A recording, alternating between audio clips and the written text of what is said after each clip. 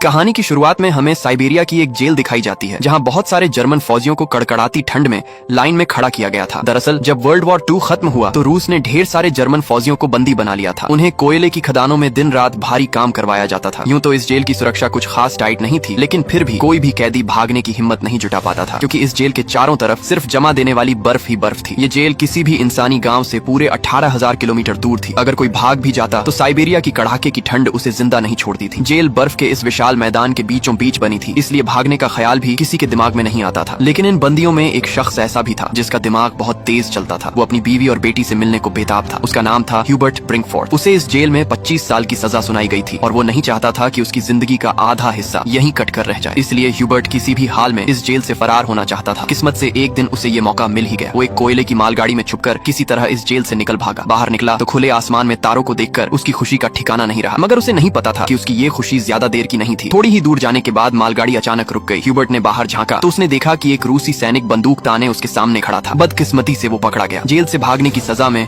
उसे एक खुली जेल के सेल में ठूंस दिया गया। यहाँ ठंड इतनी थी कि रात की बारिश ने उसकी हालत और पतली कर दी। उस सेल में उसे कुछ घंटे नहीं बल्कि पूरे 2 दिन गुजारने पड़े। 2 दिन गुजर जाने के बाद सुबह जेल का वार्डन उसके पास आया और उसे बाहर निकाला, मगर कोई सजा नहीं दी। बस इतना कहा, तुम्हारे साथी तुम्हारा इंतजार कर रहे हैं। उसे थोड़ी सी राहत मिली और जब ह्यूबर्ट अपने साथियों के पास पहुंचा तो वो सब डंडे और लाठियां लिए उसका इंतजार कर रहे थे। वो सब ह्यूबर्ट से बहुत गुस्सा थे, क्योंकि उसके भागने की वजह से पिछले 2 दिनों से उन्हें भी खाना नहीं मिला था। अब ह्यूबर्ट को वार्डन की बात का मतलब समझ आया। तभी बाकी कैदियों ने उस पर हमला बोल दिया और लाठी डंडों से उसकी अच्छी खातिरदारी कर डाली। इस पिटाई में ह्यूबर्ट इतना घायल हो गया कि उसे जेल के अस्पताल में भर्ती करना पड़ा। जेल का डॉक्टर भी एक जर्मन कैदी था। जैसे ही ह्यूबर्ट को होश आया, उसने डॉक्टर से कहा, मैं फिर से जेल से भागना चाहता हूँ और तुम्हारी मदद चाहिए। डॉक्टर उसकी हिम्मत देखकर हैरान रह गया कि इतना सब सहने के बाद भी ये बंदा नहीं रुका। एक जर्मन फौजी होने के नाते उसने ह्यूबर्ट को समझाया, इस जेल से जिंदा भागना मुमकिन नहीं है, और अगर तुम यहाँ से भाग भी गए तो बाहर की कड़कती ठंड तुम्हें खत्म कर देगी। मगर सच ये भी है कि अगर तुम नहीं भागे तो भी तुम्हारा यहाँ मरना तय है। कोयले की खदानों में कार्बन इतना ज्यादा है कि वो हवा के साथ तुम्हारे शरीर में घुस चुका है और कैंसर जैसी खतरनाक बीमारियां तुम्हें हो सकती हैं। इसलिए डॉक्टर ने कहा, तुम्हें एक आखिरी बार भागने की कोशिश जरूर करनी चाहिए। फिर उसने अपने सारे गर्म कपड़े, बर्फीले जूते और जरूरी सामान ह्यूबर्ट को दे दिया। साथ ही बताया कि उसे रेलवे लाइन के पास खाना छुपा हुआ मिल जाएगा। इतना ही नहीं, उसने ह्यूबर्ट को एक बंदूक भी दी ताकि वो अपनी हिफाजत कर सके। दरअसल डॉक्टर ने ही ये सब खाना, बंदूक, गर्म कपड़े आदि जमा किए थे, क्योंकि वो खुद भी इस नरक से भागना चाहता था। मगर हाल ही में उसे पता चला था कि उसे कैंसर है और उसके पास 1 महीने से ज्यादा वक्त नहीं बचा है। इसलिए उसने ह्यूबर्ट की मदद करने की सोची। उसने ह्यूबर्ट को एक लंच बॉक्स थमाया और कहा, अगर तुम जिंदा बच गए तो मेरी फैमिली तक ये लंच बॉक्स पहुंचा देना और कहना कि मैं अब इस दुनिया में नहीं हूँ। रात के अंधेरे में ह्यूबर्ट फिर से फरार हो गया। इस बार उसने मालगाड़ी की बजाय पैदल चलने का फैसला किया। वो रात भर चलता रहा और सुबह भी नहीं रुका, क्योंकि उसे डर था कि रूसी सैनिक उसे पकड़ न ले। सुबह जब वार्डन को खबर मिली कि ह्यूबर्ट फिर से भाग निकला है तो वो सीधा डॉक्टर के पास पहुंचा, मगर तब तक डॉक्टर अपनी जान ले चुका था, क्योंकि उसे पता था कि ह्यूबर्ट के भागने की खबर सुनकर वार्डन उसे बहुत तड़पाएगा। इसके बाद वार्डन ने कई रूसी सैनिकों को ह्यूबर्ट की खोज में भेजा और उसे जिंदा पकड़ने का हुक्म दिया। मगर कई दिनों की तलाश के बाद भी ह्यूबर्ट का कोई सुराग नहीं मिला। उसकी किस्मत अच्छी थी कि बर्फबारी की वजह से उसके पैरों के निशान मिटते जा रहे थे, जिससे उसे ढूंढना और मुश्किल हो गया। सबको लगने लगा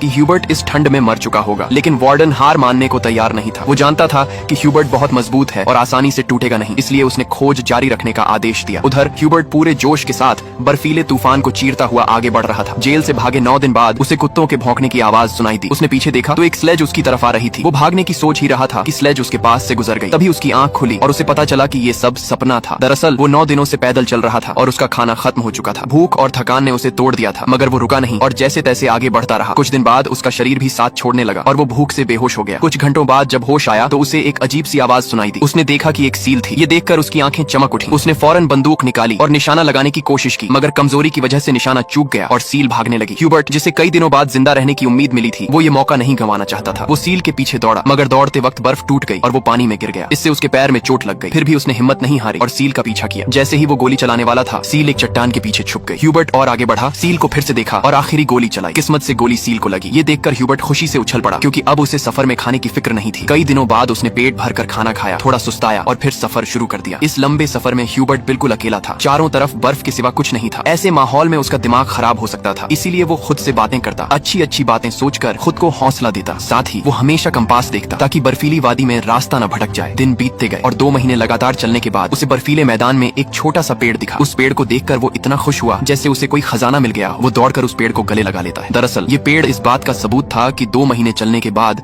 वो बर्फीला इलाका पार कर चुका था और अब जंगल शुरू होने वाला था। थोड़ा और चलने पर वैसा ही हुआ। जंगल शुरू हो गया और बर्फ का इलाका खत्म। जंगल में वो बहुत खुश था। उसने लकड़ियां इकट्ठा की, आग जलाई और कई महीनों बाद पहली बार चैन से सोया, मगर अगला दिन उसके लिए आरामदायक था या नहीं ये कोई नहीं जानता। इधर वार्डन अभी भी ह्यूबर्ट की तलाश में था। उसने अपनी सर्च पार्टी को 700 किलोमीटर के दायरे में खोजने का हुक्म दिया। उधर ह्यूबर्ट जंगल से गुजर रहा था कि अचानक एक बर्फीला तूफान आ गया। तूफान इतना तेज था कि बड़े बड़े पेड़ उखड़कर गिरने लगे। ह्यूबर्ट जैसे ही आगे बढ़ने की कोशिश करता है, एक विशाल पेड़ उस पर गिर पड़ता है। उसकी किस्मत अच्छी थी कि शाम को 2 लोग वहाँ से गुजरे जो सोना ढूंढ रहे थे। उन्होंने ह्यूबर्ट को देखा और उसकी जान बचा ली। इसके बाद तीनों एक साथ आगे बढ़े और कई दिनों के सफर के बाद बर्फीले मैदान से बाहर निकल आए। रास्ते में उन्हें एक नदी मिली। उसे पार करने के लिए उन्होंने लकड़ी की नाव बनाई। नदी पार करते वक्त वो आपस में गप्पे मारने लगे, बचपन के किस्से सुनाने लगे। लेकिन तभी नदी का बहाव तेज हो गया और नाव बेकाबू होने लगी। एक साथी का संतुलन बिगड़ा और वो पानी में जा गिरा। उसे तैरना नहीं आता था और वो डूबने लगा। ये देखकर ह्यूबर्ट ने पानी में छलांग लगाई और किसी तरह उसे किनारे तक लाकर उसकी जान बचा ली। मगर उनका दूसरा साथी उन्हें डूबने के लिए छोड़कर अकेला आगे बढ़ गया। वो साथी बहुत लालची था। उसे लगा कि दोनों मर गए होंगे और उसने अपने दोस्त का सोना भी हड़प लिया। थोड़ी देर बाद जब ह्यूबर्ट और दूसरा आदमी टेंट तक पहुंचे तो उस आदमी को अपने दोस्त पर बहुत गुस्सा आया। उसने अपने लालची साथी को गोली मार दी। इसके बाद ह्यूबर्ट और वो आदमी सामान उठाकर आगे बढ़े। वो दोनों कई महीनों तक इस उम्मीद में चलते रहे कि कोई इंसानी बस्ती मिल जाए। लेकिन सर्दियां फिर से आ गईं और जंगल बर्फ की चादर से ढक गए। उस आदमी का सामान बहुत भारी था जिससे उसे बर्फ में चलने में दिक्कत हो रही थी। ये देखकर ह्यूबर्ट ने उसका बोझ कम करने की कोशिश की और कहा, थोड़ी देर के लिए अपना सामान मुझे दे दो। मगर उस आदमी को शक हुआ कि शायद ह्यूबर्ट उसका सोना चुराना चाहता है। उसने ह्यूबर्ट पर हमला किया और उसे धक्का देकर नीचे गिरा दिया, जिससे ह्यूबर्ट बेहोश हो गया। जब ह्यूबर्ट को होश आया तो उसने देखा कि भेड़ियों का एक झुंड उसकी ओर आ रहा था। अपनी जान बचाने के लिए वो एक पेड़ पर चढ़ने लगा, लेकिन चढ़ते वक्त एक भेड़िया उसका पैर पकड़ लेता है। पेड़ कमजोर था और बीच से टूट गया, जिससे ह्यूबर्ट नीचे गिर पड़ा। उसे लगा कि अब उसकी मौत पक्की है। तभी गोली चलने की आवाज आई। ह्यूबर्ट ने आंखें खोली तो देखा कि कुछ भेड़िए मर चुके थे और बाकी भाग गए थे। दरअसल इलाके के शिकारियों ने उसकी जान बचाई थी। वो उसे अपने गाँव ले गए जहाँ लोगों ने उसका इलाज किया। सालों की मेहनत के बाद ह्यूबर्ट आखिरकार एक इंसानी बस्ती तक पहुँच गया था। लोगों को देखकर वो बहुत खुश हुआ। कई दिन तक वो गाँव में रुका और लोगों ने उसकी खूब खातिरदारी की। एक दिन गाँव में एक चिट्ठी आई जो वार्डन की थी। उसमें लिखा था कि एक जर्मन सैनिक उनकी जेल से फरार हो गया है और अगर किसी ने उसे पनाह दी तो वो गद्दार कहलाएगा। मजबूरी में ह्यूबर्ट को गांव छोड़ना पड़ा, वरना वार्डन गांव वालों को भी सजा देता। जाने से पहले गांव वालों ने उसे खाने पीने का सामान और एक शिकारी कुत्ता दिया। अब इस लंबे सफर में ह्यूबर्ट का एक साथी बन गया था, जिससे उसे अकेलापन नहीं महसूस हो रहा था। वो दोनों कई दिन चलते रहे। रास्ते में एक लकड़ी की फैक्ट्री दिखी और कुत्ता खाने की तलाश में वहाँ दौड़ गया। ह्यूबर्ट अपने कुत्ते को बचाने के लिए फैक्ट्री में गया। वहाँ के मजदूरों ने उसे पहचान लिया और मालिक के पास ले गए। ह्यूबर्ट ने मालिक को अपनी पूरी कहानी सुनाई, जिससे सबको उस पर तरस आया। उन्होंने उसे खाना खिलाया और जर्मनी जाने वाली ट्रेन में बिठा दिया। ह्यूबर्ट खुश था कि वो जल्द घर पहुंच जाएगा, मगर उसे नहीं पता था कि फैक्ट्री के मालिक ने वार्डन को उसकी खबर दे दी थी। वार्डन अपने सैनिकों के साथ स्टेशन पर उसका इंतजार कर रहा था। लेकिन स्टेशन पहुंचने से पहले ह्यूबर्ट ने दूर से रूसी सैनिकों को देख लिया और मौका पाकर ट्रेन से कूदकर भाग निकला। मगर रूसी सैनिकों ने उसे देख लिया और पीछा करने लगे। ह्यूबर्ट ने जल्दी से पटरियां पार की, लेकिन अचानक वार्डन सामने आ गया। ये देखकर ह्यूबर्ट का दिल डूब गया, क्योंकि उसे लगा कि उसकी सालों की मेहनत बेकार हो गई। लेकिन तभी उसके कुत्ते ने वार्डन पर हमला कर दिया और उसे काट लिया। इससे ह्यूबर्ट को फिर से भागने का मौका मिल गया। वो पूरी ताकत से भागा, लेकिन तभी गोली चलने की आवाज आई। पीछे मुड़कर देखा तो उसका कुत्ता मर चुका था। ये देखकर उसे बहुत दुख हुआ, लेकिन वो रुका नहीं और पूरी ताकत से आगे बढ़ता रहा। फिर वो एक पुल पर चढ़ा और नीचे से गुजर रही ट्रेन पर कूदकर भाग निकला। इस तरह वो एक बार फिर वार्डन के चंगुल से बच गया। दिन बीतते गए और ह्यूबर्ट धीरे धीरे अपने सफर में आगे बढ़ता रहा। देखते ही देखते 1922 आ गया। जेल से भागे उसे 7 साल हो चुके थे। वो सेंट्रल एशिया में था और एक गांव के मेले में इधर उधर घूम रहा था। मेले में उसने तरह तरह की खाने की चीजें देखी। उसका मन तो खाने को कर रहा था, लेकिन जेब में एक पाई भी नहीं थी। वो दिल पर पत्थर रखकर आगे बढ़ गया। मेले में एक जासूस जैसा आदमी था जिसने ये सब देख लिया। ह्यूबर्ट एक चर्च में गया और वो आदमी उसका पीछा करते हुए वहाँ पहुँच गया। दरअसल वो आदमी भी कभी कैदी था, इसलिए उसने ह्यूबर्ट को पुलिस के हवाले नहीं किया और उसकी मदद करने की कोशिश की। वो ह्यूबर्ट को अपने घर ले गया, जहाँ ह्यूबर्ट ने कई साल बाद शेव की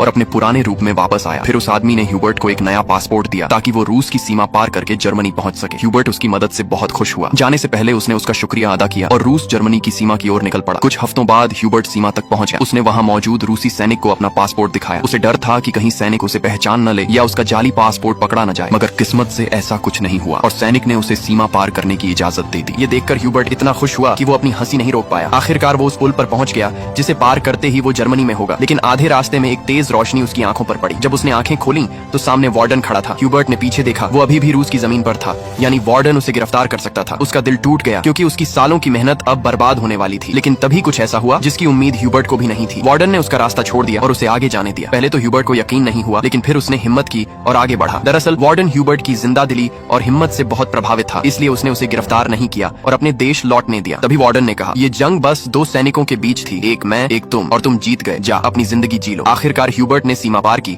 और जर्मनी पहुंच गया। फिर वो अपने घर के पास पहुंचा, जहां उसने अपनी बेटी और पत्नी को देखा। थोड़ी देर बाद वो दोनों चर्च जाने के लिए निकले तो ह्यूबर्ट भी उनके पीछे पीछे चर्च पहुंच गया। उसने अपनी बेटी को अभी तक आवाज नहीं दी थी, क्योंकि उसे यकीन था कि उसका पिता एक दिन जरूर आएगा। जब उसकी बेटी ने पीछे मुड़कर देखा तो उसने अपने पिता को पहचान लिया और दौड़कर उसे गले लगा लिया। इतने सालों बाद ह्यूबर्ट को जिंदा देखकर उसकी पत्नी की खुशी का ठिकाना नहीं था। आखिर में तीनों ने एक दूसरे को गले लगाया और इस सच्ची कहानी पर बनी फिल्म यहीं खत्म हो गई। उम्मीद है आपको ये कहानी पसंद आई होगी। इसी ही और वीडियो के लिए हमारे चैनल को जरूर विजिट करें।